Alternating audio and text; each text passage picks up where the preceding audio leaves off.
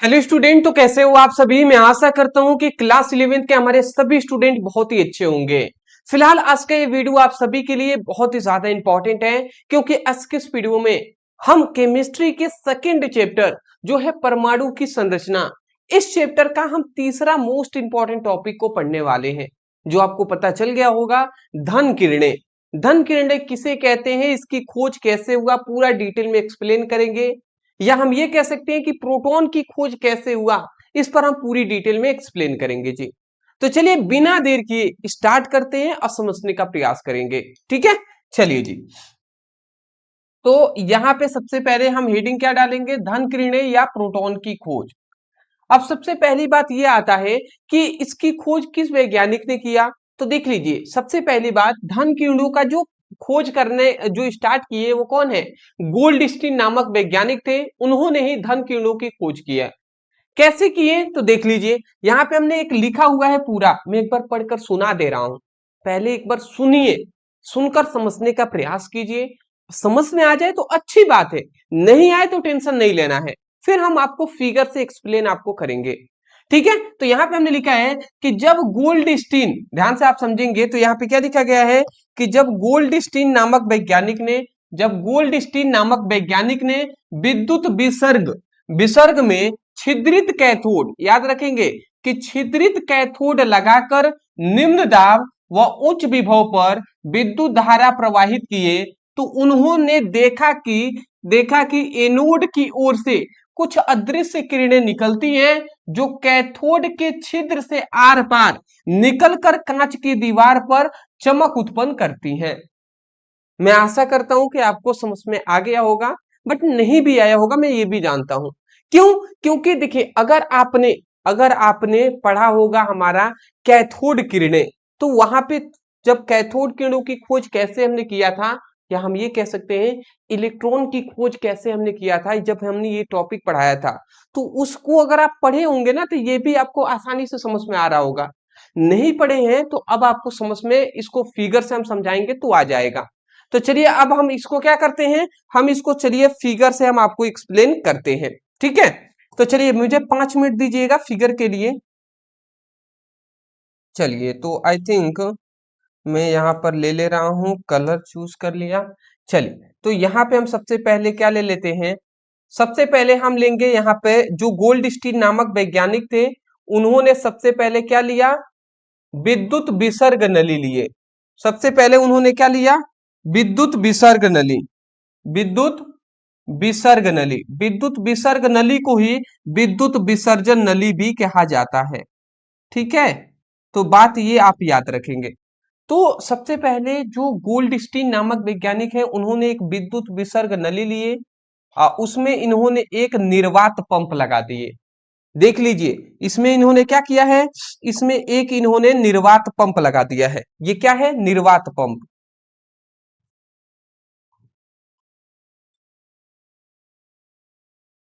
जिससे क्या किया जाता है, निर्वात पंप की सहायता से हम क्या करते हैं जी, निम्न दाब किया जाता है। तो ये भी हम लिख दे रहे हैं, जिससे क्या करते हैं हम, निम्न दाब किया जाता है। मतलब ना, इस जो जो हमारा विद्युत विसर्ग नली है, इसमें दाब को कम किया जाता है। ठीक है, इस निर्वात पंप की सहायता से इससे क्या करते हैं, सभी जो अंदर वायु होते हैं उसको निकाल लिया जाता है। ठीक है, उसके बाद सबसे मेन इन्होंने क्या किया, सबसे अलग इन्होंने क्या किया कि इन्होंने जो गोल्डस्टीन नामक वैज्ञानिक हैं, इन्होंने क्या लिए, इन्होंने एक यहां पर इधर छिद्रित प्लेट लिया और एक इधर इन्होंने प्लेट ले लिए, वो नॉर्मल प्लेट ले लिए। ठीक है, और ये हमारा जो छिद्र टाइप के लिए ये कैथोड है जी। तो मतलब इन्होंने सबसे हैरान कर देने वाली बात ये क्या किए कि इन्होंने छिद्रित कैथोड लिए, और ये हमारा क्या है, ये हमारा एनोड है जी, एनोड है। ठीक है, तो देख लीजिए, नॉर्मल हमारा एनोड है और ये हमारा छिद्रित कैथोड है जी। ठीक है, तो जब क्या क्या आ गया कि जब ये कैथोड और एनोड लगाकर और उसके बाद इन दोनों को क्या किया, इन दोनों को उन्होंने विद्युत विसर्ग, मतलब इनको उच्च वोल्ट की बैटरी से क्या कर दिया गया, जोड़ दिया गया। इन दोनों को उच्च वोल्ट की बैटरी से क्या कर दिए, जोड़ दिया गया। ठीक है,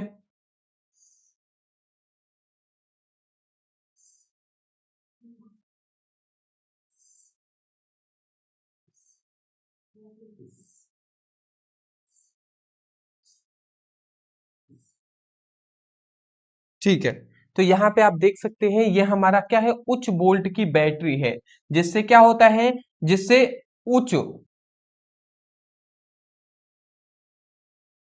विभव उत्पन्न होता है। तो सीधी बात है, यहाँ पे इतनी बात आप समझ जाइए कि जो गोल्डस्टीन नामक वैज्ञानिक हैं, उन्होंने सर्वप्रथम एक क्या किया, एक विद्युत विसर्ग नली लिए और उसमें छिद्रित कैथोड लगाकर निम्न दाब और उच्च विभव पर जैसे ही इन्होंने विद्युत धारा प्रवाहित किए, तो इन्होंने देखा क्या, देखा इन्होंने ये कि जो हमारा ये एनोड प्लेट है, इससे कुछ अदृश्य किरणें निकल रही हैं। इससे क्या निकल रही हैं, इससे कुछ अदृश्य किरणें इस तरीके से निकल रही हैं। ठीक है, इससे कुछ अदृश्य किरणें इस तरीके से निकल रही हैं, जो किधर जा रही हैं, तो जो हम बता सकते हैं, तो जो हमारा कैथोड, छिद्रित कैथोड है, उस तरफ जाती हैं। और ये जो छिद्रित कैथोड है, इसके आर पार, इसके ये आर पार इस तरीके से, इसके आर पार ये निकल जाती हैं। और जो कांच के दीवार पर टकराकर, इस कांच के दीवार पर टकराकर हरे रंग की चमक उत्पन्न करती हैं। समझ गए? तो यही बात है जी। तो मैं आशा करता हूं कि आपको आसानी तरीके से ये समझ में आ गए होंगे। देखिए, आपको ये पूरा प्रयोग है, इसको फिगर से ही समझना है।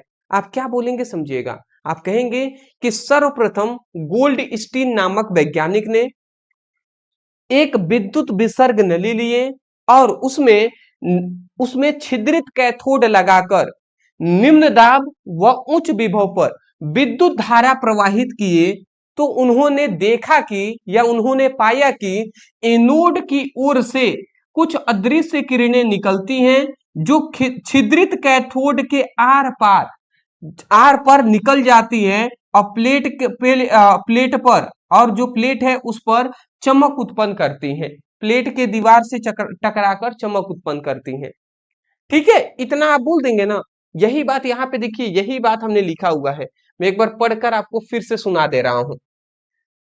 अच्छा, एक बात याद रखेंगे, इस वाले को विद्युत विसर्ग नली कहें या विद्युत विसर्जन नली कहें, दोनों बात एक ही है। तो यहाँ पे हमने लिख लिया है कि सर्वप्रथम देख लीजिए, जब गोल्डस्टीन नामक वैज्ञानिक ने विद्युत विसर्ग भी कह सकते हैं, तो विद्युत विसर्ग में छिद्रित कैथोड लगाकर निम्न दाब व उच्च विभव पर विद्युत धारा प्रवाहित किए। देख लीजिए, गोल्डस्टीन नामक वैज्ञानिक ने सर्वप्रथम एक विद्युत विसर्ग नली में छिद्रित कैथोड लगाकर निम्न दाब व उच्च विभव पर विद्युत धारा प्रवाहित किए, तो उन्होंने देखा कि, उन्होंने देखा कि एनोड की ओर से कुछ अदृश्य किरणें निकलती हैं, जो कैथोड के छिद्र के आर पार निकलकर कांच की दीवार पर टकराकर चमक उत्पन्न करती हैं। मतलब क्या होता है कि जैसे ही इन्होंने धारा प्रवाहित किया, तो एनोड की ओर से कुछ अदृश्य किरणें निकलती हैं, जो छिद्रित कैथोड के आर पार निकलकर दीवार पर टकराकर चमक उत्पन्न करती हैं। समझ गए? तो इतनी ही बात आपको लिखना है, जो कि हमने यहाँ पर बता दिए हैं। अब इसके बाद यहाँ पे ये जो हमारा किरण है ना, इन किरणों को ही क्या कहा गया, इन किरणों को ही क्या कहा गया, धन किरणें कहा गया। किन्होंने कहा, तो जे थॉमसन नामक वैज्ञानिक थे, उन्होंने जब इन किरणों का गुण जानना स्टार्ट किए, तब उन्होंने बताया कि ये जो किरण है, ये धन किरणें हैं।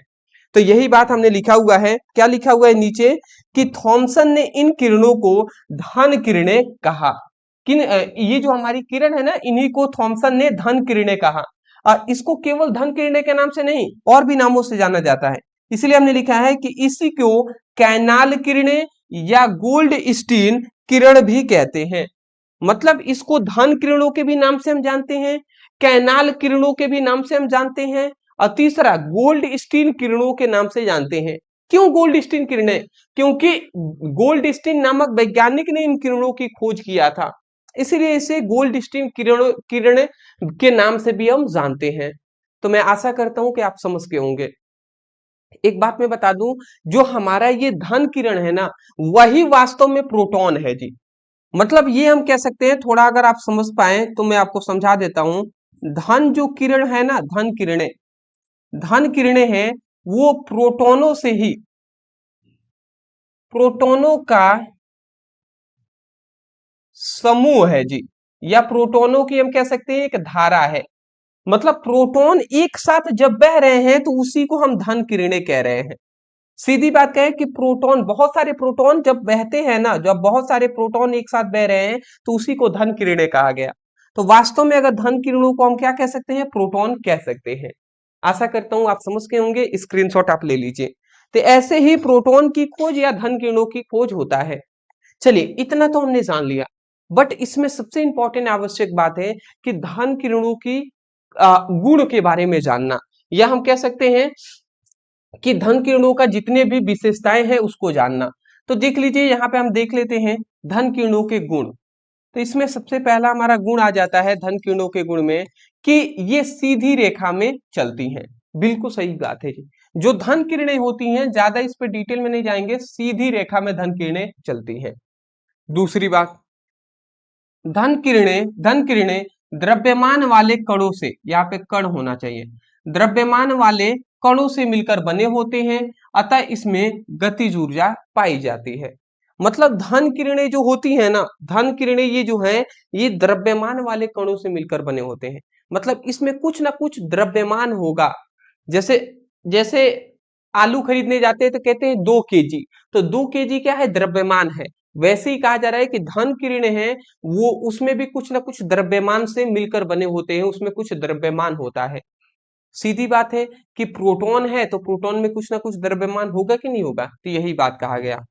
अगली बात आता है कि धन किरणों को विद्युत क्षेत्र से गुजारने पर ऋणावेशित प्लेट की ओर आकर्षित हो जाती है, अतः इससे स्पष्ट होता है कि धन किरणों धनावेशित कणों से मिलकर बनी होती है।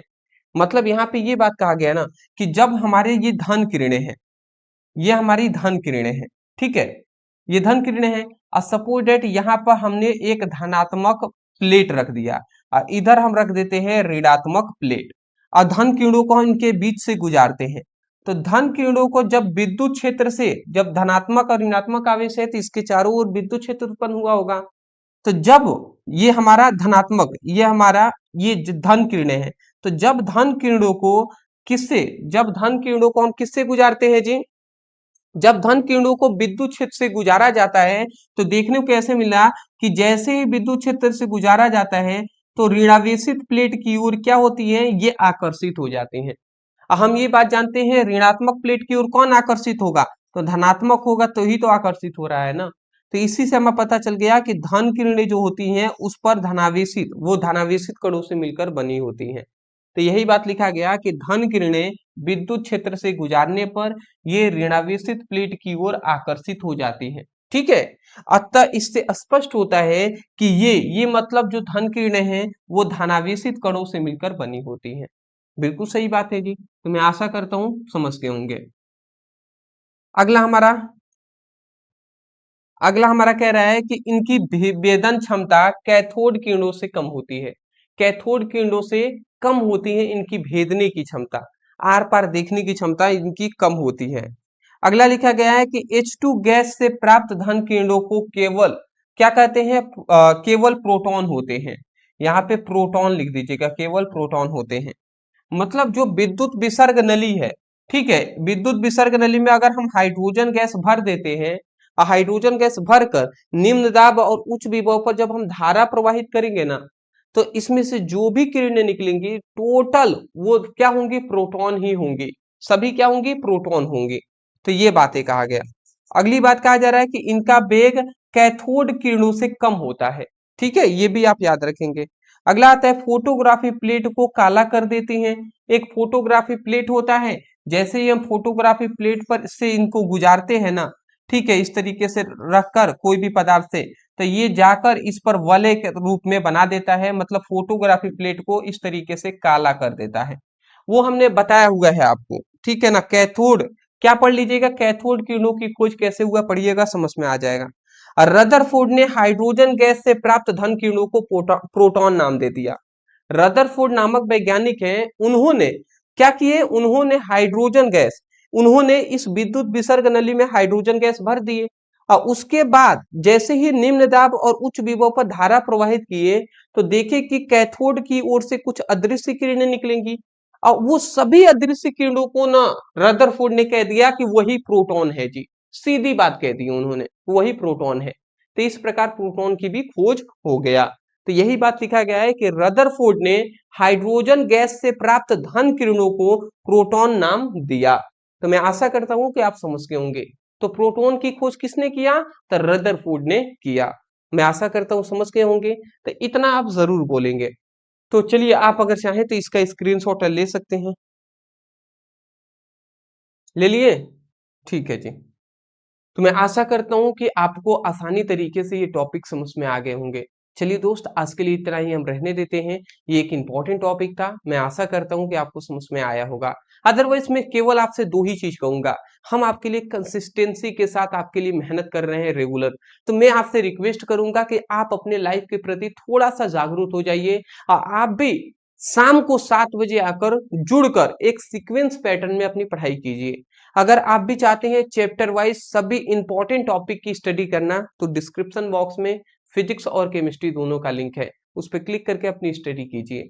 तीसरी सबसे इंपॉर्टेंट बात कि चैनल पर नए हैं तो चैनल को सब्सक्राइब कर दीजिएगा, जिससे जब भी हम वीडियो अपलोड करें तुरंत आपको नोटिफिकेशन मिलता रहे। Thank you so much for watching this video. Thank you.